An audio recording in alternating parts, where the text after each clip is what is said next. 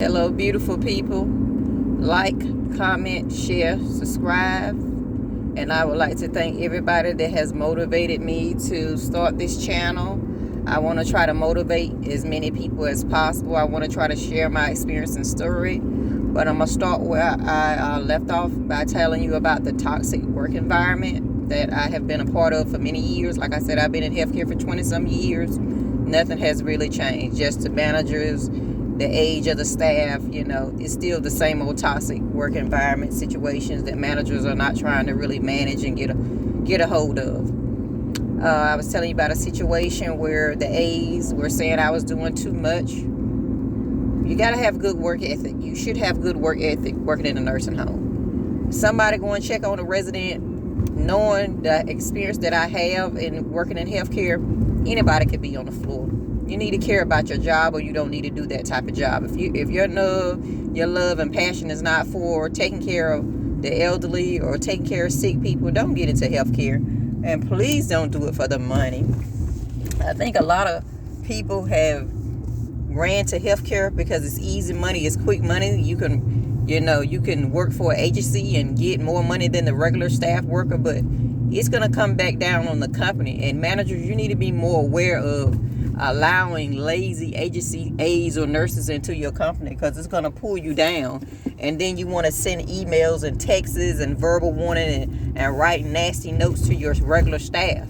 You're bringing down the work morale. Managers, you really need to take a class every couple of months of how to talk to your staff, because it's creating a toxic work environment. Not only is that creating a toxic work environment, is your staff. Some people are lazy, some people are workers, and they want to spread a lie before they spread the truth. Then you have regular staff that's not saying anything, agency staff coming in and blaming regular staff for things. And it's like, y'all got to get a handle on this healthcare. If you want to provide good quality care, you really need to sit back and analyze your situation. You need to analyze the type of people you have working, what kind of agency you're allowing to keep coming in your building, because it's really messing up your facilities. And I'm not going to just blame it on the agency nurses or aides. It's management. It's the regular staff workers. You're tired. They're burnt out. They need a break. Stop denying vacation time. Stop denying downtime. People need time to, break away from the work environment. You're getting burnt out. You're getting attitudes with residents. I've worked in all levels of care with all ages. So I know that burnout can come easy, especially if you've been a CNA for years and years and you just talking to a nurse and telling them how hard it is and you need a break. Can they take somebody to the bathroom and the nurse act like it's a big issue? Okay, you got to understand what you're working with. Everybody don't come from the same background. It could be a new nurse that's been taught delegation, because that's pretty much what they teach in nursing school, telling the CNAs what to do, but it's not about that. A CNA and a nurse has to work as a team to make the shift go better, but the CNA that's a seasoned CNA know her job, and the nurse as a seasoned nurse know their job, and they should know the core thing is, let's work together to get this person taken care of. Let me give her a break. Let me give him a break. But if everybody's for self, how is it going to work for the better of the patient or the residents? Let's help each other out, because a CNA getting an attitude with a nurse because a nurse didn't go in the room and change somebody, and you feel like the nurse is not doing enough, okay, talk to her. Have a conversation with her. Hey, I need a break. If he calls out again or she calls, can you get that bell for me? Or have your fellow CNA get it. Everybody is getting burnt out. So communication is key. If we're not communicating, patient care is not going to get done. Resident care is not going to get done. We're going to continue to have bed sores if we're not turning people. We're going to continue to lie to family members. Not me, because I don't have a company, but I'm telling you, these facilities will lie to your family members, will lie to you to get your family member in a facility, and they'll have the best residents sitting forward when you're walking through. But they won't let you know that it's late nights when people are hoping and hollering all night long because you do not have a doctor's order for their pain to be controlled. I would say you need to ask very important questions when you're admitting your mom, dad, family member, sister, brother, whoever, to a facility. What is your medication order? How soon will you get their meds to them when they get to the facility? If it's going to be a couple of days, mama, daddy, family member can't go. Because I've worked at plenty of facilities where they're allowed the patients or residents that lay there for hours and days without a medication order for pain, for a broke hip, for a broke arm, for a broke leg. That's devastating for an elderly person. You're already fragile, but then you have to sit 24 to 48 hours just to get meds in your body. That makes you delusional. We're going to have to DCU send you to the hospital, the local hospital, because we cannot manage your pain. If they do not have a good pain management regimen, do not send your mom, dad, sister, brother, auntie, whoever. You need to get along, go somewhere, visit a facility several times, ask them, can you visit day or night? Because mama, daddy, auntie might be on the floor. How often are your people checking? Don't just go with the first facility that comes your way or that the social worker gives you. It's very important, people, to do your homework, because you don't know if it's a toxic work environment for the workers. More than likely, the residents, patients are going to get piss poor care. You need to ask questions. How many aides are to a resident or to a patient? How many nurses? How many med aides? Ask important questions, because that matters. Because if you have a caring med aide, CNA, med tech, whatever it is on that card, but you have a lazy CNA, you're going to get piss poor care, because that CNA got 24 residents. She's only going to do, or he's only going to do maybe one good change a shift. And if they tire, the bottom sheet, if it's pissy, it's not going to get changed. They're going to put a clean draw sheet right up under it. So people, please wake up. Please realize toxicity is everywhere, and it's going to start from the top to the bottom. And managers are not going to do anything unless their job is being jeopardized. Managers need to go to some type of education to pinpoint what toxicity is, and they need to take it serious, because you're giving a lot of people PTSD for no reason, because you're not regulating and controlling the work environment. I was a med aide at a facility for many years. New staff came in. I must say a LPN and a CNA. They were the same color. I was different from them. I'm not pinpointing no race, color, religion, but I'm just giving you a scenario.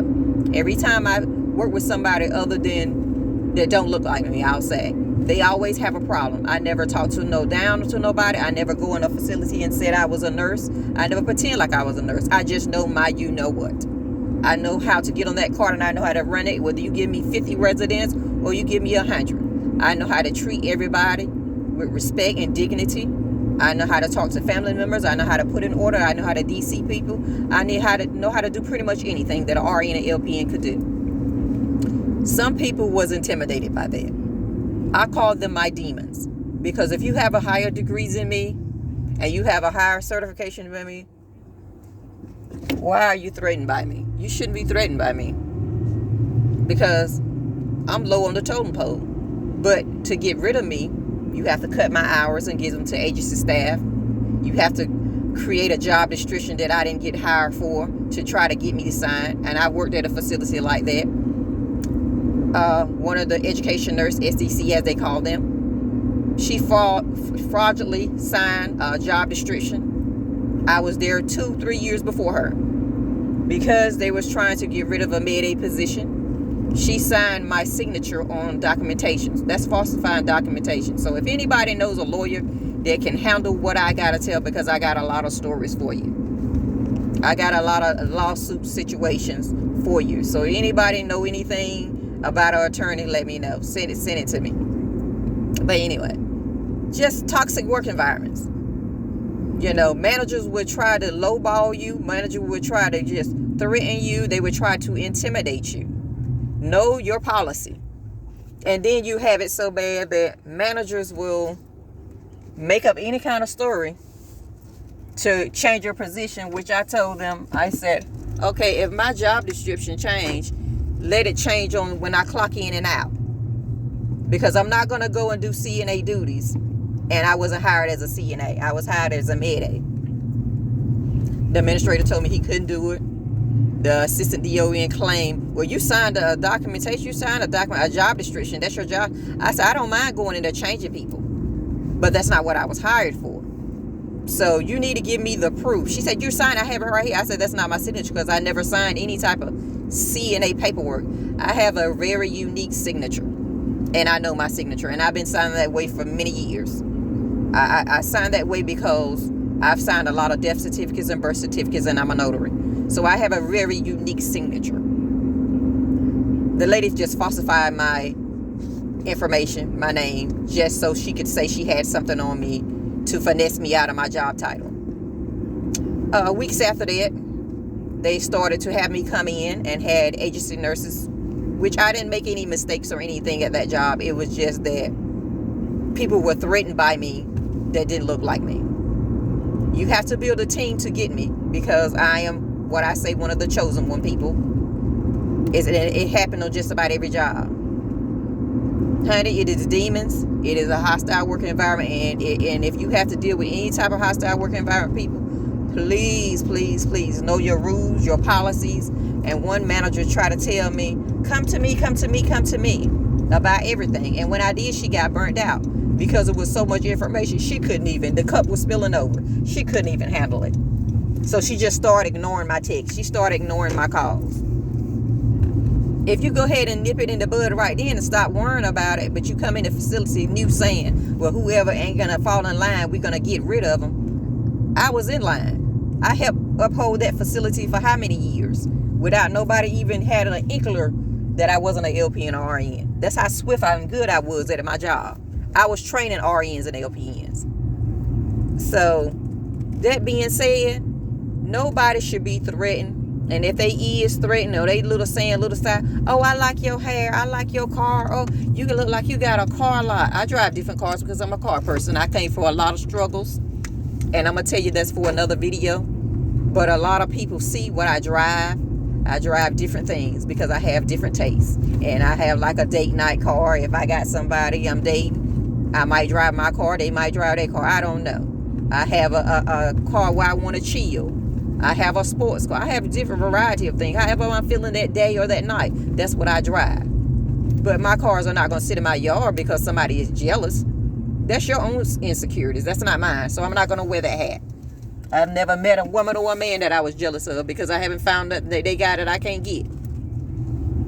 So that being said, watch yourself at these environments. And if it's an environment where you feel some type of way, more than likely it's a toxic work environment. Women, for one thing, they would say low-key stuff. I've worked with men, but I've always been looked at by women and threatened. Women have been threatened by me. Why? I don't know. I am not no top-tier Beyonce, Keisha Cole-looking chick or whatever chick that's out here bad, getting their money, getting their bread. I'm a regular worker that work multiple jobs, that have multiple degrees and certifications, and I get out here and work it. I work my notary job. I work my secretary job, my CNA job. I do my CDL thing. I do different things. And people have different things they want to do. And if you just want to stick with nursing, that's on you. But you don't need to be asking nobody a personal question. How you get this car? How you get that car? The same way. Good credit. Good work history. So I just want to encourage everybody.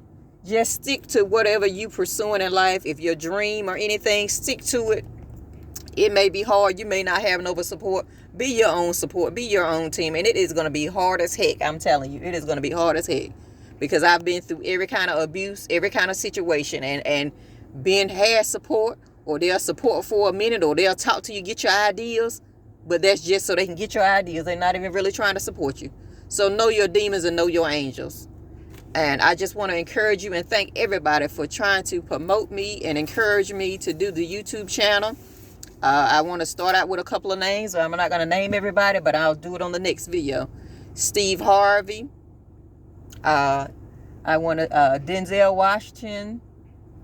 Shanti. And a few other people. Glorilla, Megan Thee Stallion, Beyonce. And Ricky Smiley. I think I might have said that one. And a few YouTubers, but I'll get to them. I'm trying to watch the traffic so I don't get hit, because I live on a dangerous road. And that's one of my main reasons of me just starting this, so I can get a new place, something safe, because I'm just tired of it. They want to open the road and widen the road by the time I get, and I've been over here for 10 years. Now you want to try to widen the freaking road. And now I can't even get out to get to my house or get in. But, thank you for joining my channel, and hopefully I'll see you in the next video. Just think about the toxic work environment. Just try to keep your head up. Document. Keep dates and times, and I did all that. Keep up with everything. Some managers it roll with, some managers do, some things it don't. I had a documentation of everything. From my time being changed, from me being an 80-hour employee to them giving me 26, 30 hours. For me have to use PTO. For them trying to finesse me out of my time. I had documentation of everything. It didn't do any good. Because she believed people with a title bigger than mine. But that's okay. I'm always covered by the one above. I don't know who y'all believe in, but I know who I believe in. He has taken me out of a lot of situations. So I'll be okay. I ain't got a dime in the bank. But that's okay. Because I'm always covered. I always come out on the other side. Sometimes it take a little more time than others. It might be today. It might be tomorrow. But I'm working towards my dream. So just keep working towards your dream. All I can say. And don't give up. It's going to be hard. If you need somebody to talk to, you need a little advice. I'm not a professional and don't pretend to be. But I've been a professional person that been in struggle mode.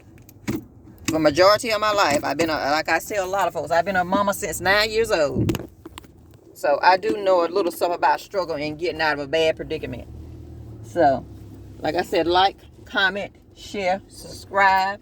Follow me on any platform, wherever you may find me, so you can get updates. Click on that notification button, and I'll see you next time with more information and intel on how it is in this crazy thing we call life.